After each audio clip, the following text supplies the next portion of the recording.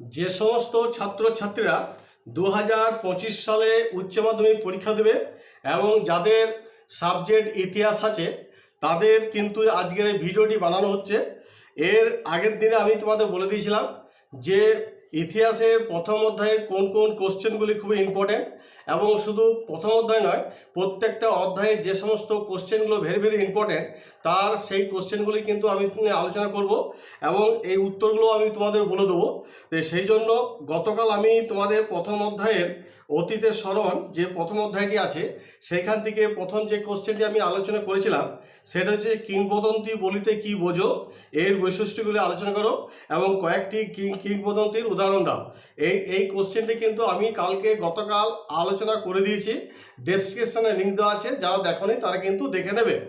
আজকে যেটা এই প্রথম অধ্যায়েরই ক্লাস 12-এর প্রথম অধ্যায়ের যে কোশ্চেনটি আজকে আলোচনা করব এটাও কিন্তু 2025 সালের পক্ষে ভেরি ইম্পর্ট্যান্ট।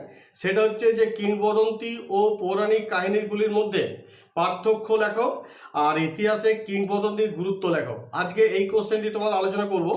এছাড়াও কিন্তু আরও এই প্রথম অধ্যায় থেকে আরও দুটি কোশ্চেন তোমাদের আলোচনা করে দেবো, যদিও এগুলো আরও দুটো কোশ্চেন আলোচনা করতে গেলে অনেক সময় লেগে যাবে।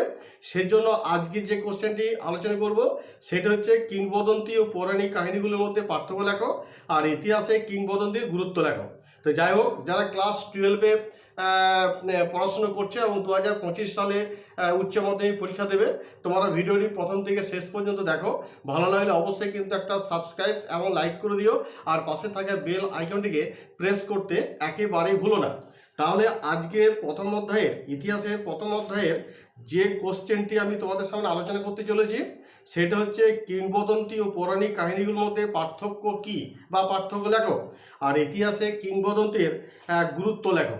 তো যাই হোক, দেখো, কিংবদন্তি এবং পৌরাণিক কাহিনীর মধ্যে পার্থক্য বলতে গেলে পৌরাণিক কাহিনী এবং কিংবদন্তির যে চরিত্রগুলো মধ্যে কিন্তু বেশ কিছু বিষয় কিন্তু মিল আছে, অর্থাৎ সাদৃশ্য আছে। তা সত্ত্বেও কিন্তু দেখা যায় কি কিছু কিছু বিষয়ে বৈসাদৃশ্য বা পার্থক্য লক্ষ্য করা যায়। তাহলে কি কি পার্থক্য লক্ষ্য করা যায় সেগুলো কিন্তু আমাদের একটু খেয়াল করতে হবে।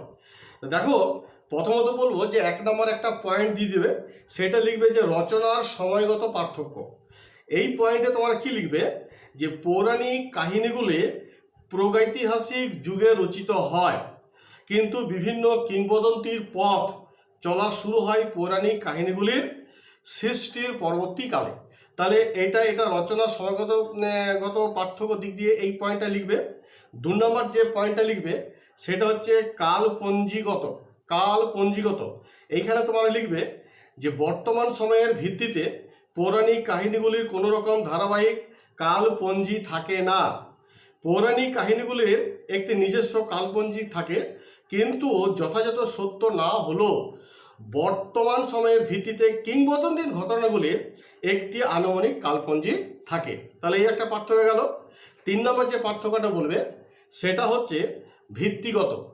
দেখো, ভিত্তিগত পার্থক্যটা কি বলবে না, ধর্মের উপর ভিত্তি করে পৌরাণিক কাহিনীগুলি কিন্তু রচিত হয়।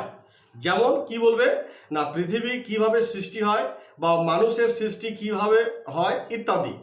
ধর্মীয় দৃষ্টিভঙ্গিতে পৌরাণিক কাহিনীগুলি তার ব্যাখ্যা দেয়, কিন্তু কিংবদন্তির কাহিনীগুলি সামাজিক এবং বিভিন্ন সাংস্কৃতিক ভিত্তির উপর কিন্তু রচিত হয়।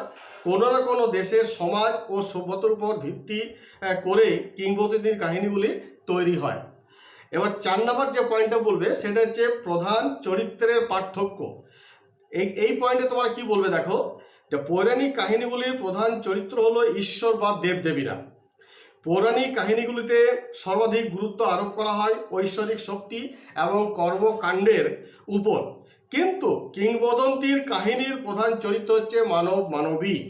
মানুষের শক্তি এবং কর্মকাণ্ডের উপর কিংবদন্তির কাহিনীগুলির সর্বাধিক গুরুত্ব আরোপ করে।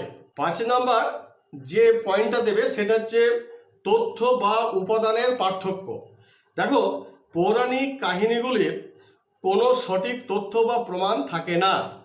তথ্য থাকলেও তার ঐতিহাসিক ভিত্তি কিন্তু খুব দুর্বল হয়।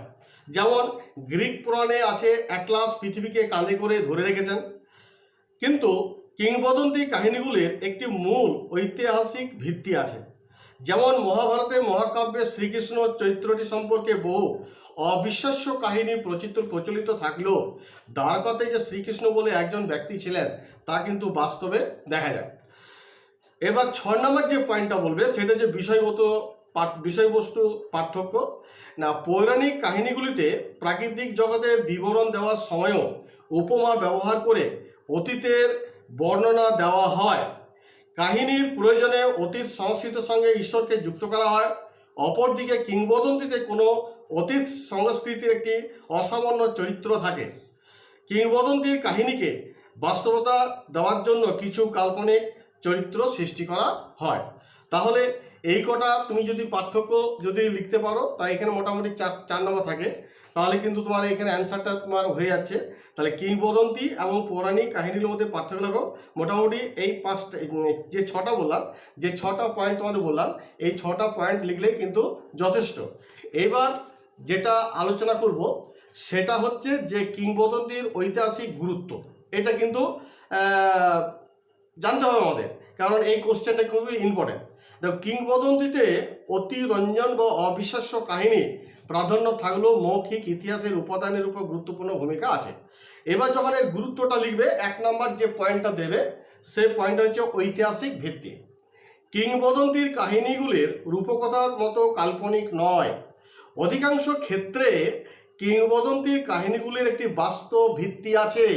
যেমন কিংবদন্তি বিক্রমাদিত্যের সঙ্গে সমুদ্র সম্রাট দ্বিতীয় চন্দ্রগুপ্তের মিল আছে, কারণ কিংবদন্তি বিক্রমাদিত্য ও দ্বিতীয় চন্দ্রগুপ্ত উভয়ই শকদের পরাজিত করে সকারী উপাধি নেন এবং উজ্জয়িনীতে রাজধানী স্থাপন করেন। 2 নম্বর যে গুরুত্বটা বলবে সেটা হচ্ছে নতুন ঐতিহাসিক তথ্য আবিষ্কার। এটা সম্বন্ধে কি বলবে দেখো, বিভিন্ন কিংবদন্তির কাহিনীর উপর ভিত্তি করে ঐতিহাসিক ঘটনা সত্যতা নির্ধারণ করা সম্ভব হয়। যেমন কিংবদন্তি কাহিনীর উপর ভিত্তি করে 1968 খ্রিস্টাব্দে ও 1972 খ্রিস্টাব্দে খনন কার্য চালিয়ে প্রাচীন বৌদ্ধ বিহার নিদর্শন পাওয়া যায়। 3 নম্বর গুরুত্ব দেখো, কিংবদন্তির ঐতিহাসিক গুরুত্ব 3 নম্বর যে পয়েন্টটা দেবে সেটা হচ্ছে সামাজিক গুরুত্ব। এইখানে তোমরা কি লিখবে, কিংবদন্তিতে আমরা সেই সময়কার মানুষের সামাজিক রীতিনীতি, খাদ্যাভ্যাস, পোশাক পরিচ্ছদ, অর্থনীতি ও সংস্কৃতির কথা আমরা জানতে পারি। এবং 4 নম্বর যেটা আমরা পয়েন্টটা দেবো সেটা হচ্ছে শিক্ষাদান। কিংবদন্তির কাহিনীগুলি থেকে বর্তমানকালের মানুষ নৈতিকতার শিক্ষা লাভ করতে পারে, জীবনের চলার পথে প্রয়োজনীয় সাবধানতাগুলি অবলম্বন করতে পারে। এবং লাস্ট যে পয়েন্টটা দেবো সেটা হচ্ছে আনন্দ দান। কিংবদন্তি সুদূর অতীতকাল থেকে শুরু করে বর্তমান কালেও মানুষকে সমভাবে আনন্দ দান করে চলেছে। তাই মানুষের কাছে আজও কিন্তু কিংবদন্তিগুলি অত্যন্ত জনপ্রিয় হয়ে আছে।